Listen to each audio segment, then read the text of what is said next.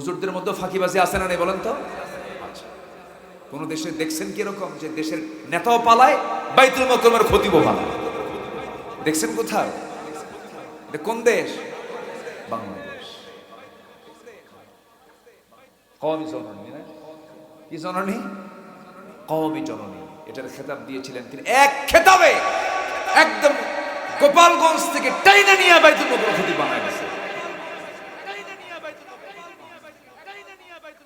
কওমি জননী বানাইছে। এটার পুরস্কার হলো কিসের খতিব হলো? বাইতুল মুকাররমের খতিব হয়ে গেল। যেদিন পালাইছে খতিবও না।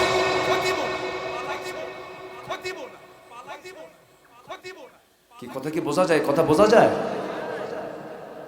প্রতারণা, এগুলো কি বলেন তো? এগুলো কি প্রতারণা, ধোঁকাবাজি, এগুলো এটাও মুনাফিকের বৈশিষ্ট্য। আল্লাহ আমাদের এগুলো থেকে বাঁচান। জোরে বলি আল্লাহুম্মা আমিন।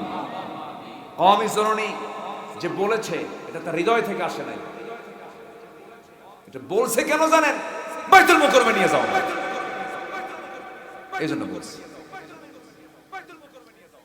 এই প্রতারক যারা, আল্লাহ রাব্বুল আলামিন তাদের ব্যাপারে বলেছেন, وَإِذَا لَقُوا الَّذِينَ آمَنُوا قَالُوا آمَنَّا وَإِذَا خَلَوْا إِلَى شَيَاطِينِهِمْ قَالُوا إِنَّا مَعَكُمْ إِنَّمَا نَحْنُ مُسْتَهْزِئُونَ। জোরে বলুন আল্লাহু আকবার। মুনাফিকদের বৈশিষ্ট্য একটা হাদিসে আসছে 3টা, একটা হাদিসে আসছে 4টা, কোরআনের আলোকে হলো 15টা। 1 নাম্বার বললাম। নাম্বার 2, মনিমান না থাকা সত্ত্বেও মুখিমানের দাবি করা। ওয়ামিনান নাসি মান ইয়াকুলু আমান্না বিল্লাহি ওয়া বিল ইয়াউমিল আখির ওয়া মা হুম বিমুমিনিন। আমি যে আয়াতগুলো বলতেছি বিরক্ত হচ্ছেন নাকি আপনারা? আয়াতগুলো বলার দরকার আছে না? নাম্বার 3 হলো ফিতনা সৃষ্টি করা, নিজেদের সংশোধনকারী দাবি করা। এটা হচ্ছে মুনাফিকদের বৈশিষ্ট্য। ওয়া ইযা কিলা লাহুম লা তুফসিদু ফিল আরদি ক্বালু ইন্নামা নাহনু মুসলিহুন। কি দাবি করে দেখেন না? আমরাই মুসলিহ, আমরাই একমাত্র সংশোধনকারী। মুনাফিকদের কিন্তু চাপা সুপা কিন্তু ওদের খুব শক্ত হয়। ওদের চাপা সবচেয়ে কি হয়? শক্ত। নাম্বার 4 হলো আল্লাহর অনুগ্রহ পাওয়ার পর পূর্বের সব কিছু ভুলে যায়। মুনাফিকদের বৈশিষ্ট্য, ফালাম্মা আতাহুম মিন ফাদলিহি বাখিলু বিহি ওয়া তাওয়াল্লাউ ওয়া হুম মু'রিদুন। জোরে বলুন আল্লাহু আকবার। নাম্বার 5 হলো আল্লাহর সাথে প্রতারণার চেষ্টা, নামাজে অলসভাবে দাঁড়ানো, লোক দেখানো নামাজ। ইন্নাল মুনাফিকিনা ইউখাদিউনাল্লাহা ওয়া হুয়া খাদিউহুম। নাম্বার 6 হলো দ্বিচারিতা, ভণ্ডামি করা।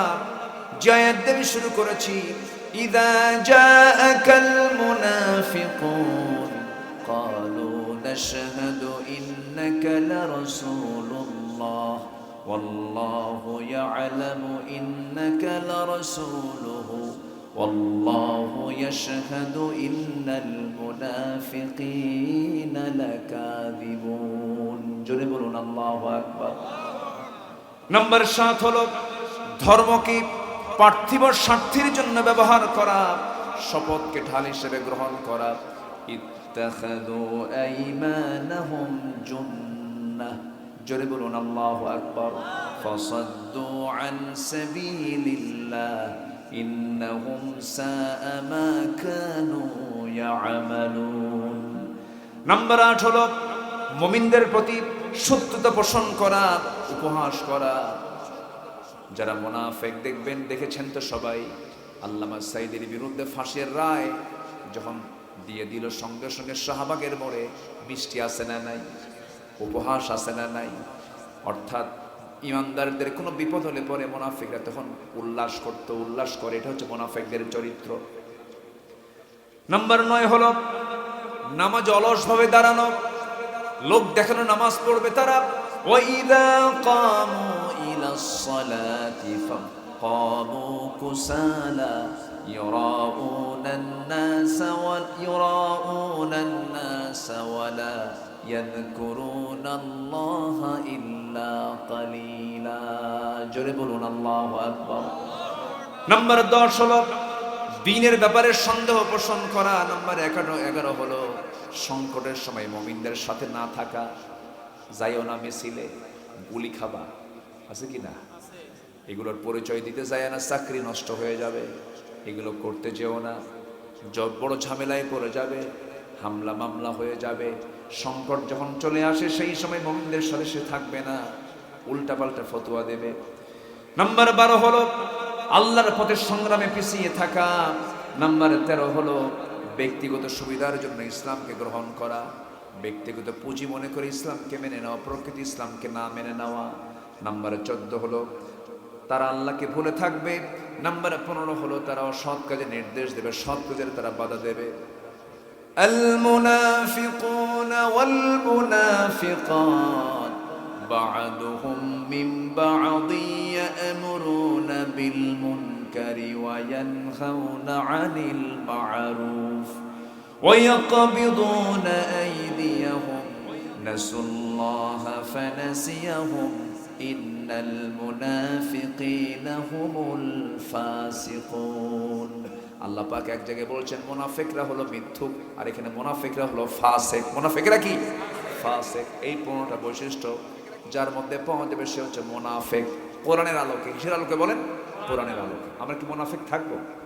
মুনাফিক তো নাই, আমরা আবার মুনাফিক থাকবো নাকি?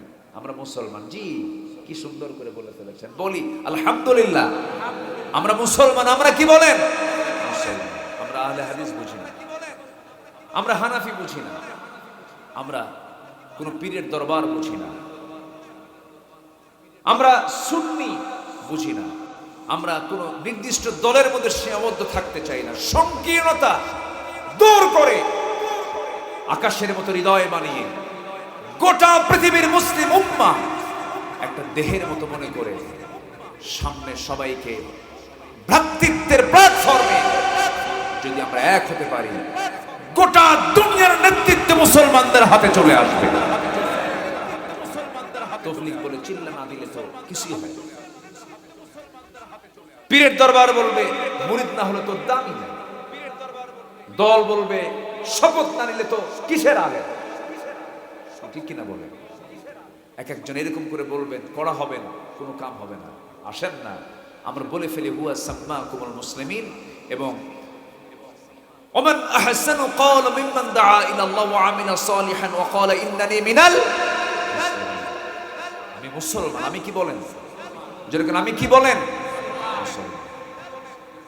আপনি শপথ নেবেন না, বলে দিল জাহেলিয়াতের ফতোয়া দিয়ে শেষ করে দিল। পীর সাহেব বলল মুরিদ হলো না, ও খারিজ। তবলিগ বলল চিল্লা দিল না, ও শেষ। না, হৃদয়কে প্রশস্ত। আমার রাসূল ইহুদির লাশ দেখে দাঁড়ায় গেছে। ইহুদির লাশ, ইহুদির লাশ বলা হলো, হুজুর আপনি ইহুদির লাশ দেখে দাঁড়ালেন? কেউ কি মানুষ না? ওয়ালাকাদ কাররামনা বানি আদম, আমি আদম সন্তানকে সম্মান দিয়েছি। একটা মরা মানুষ সে ইহুদি হোক না কেন, আমি কি তার সম্মানে দাঁড়াবো না? আল্লাহু আকবার বল। ও কাফের, ও আজাদ, ও আমার দলই করে না, ও ও অসাম্প্রদায়িক। রাগ করতেছেন নাকি আপনারা? এই কথাগুলো কি বলার দরকার আছে?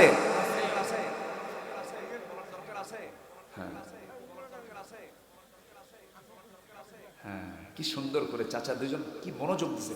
মোবাইল একখান দিয়ে কিন্তু সামনে দিয়ে রাখছে, ভিডিও করতেছে, কিন্তু দেখেন না, রেকর্ডও করতেছে।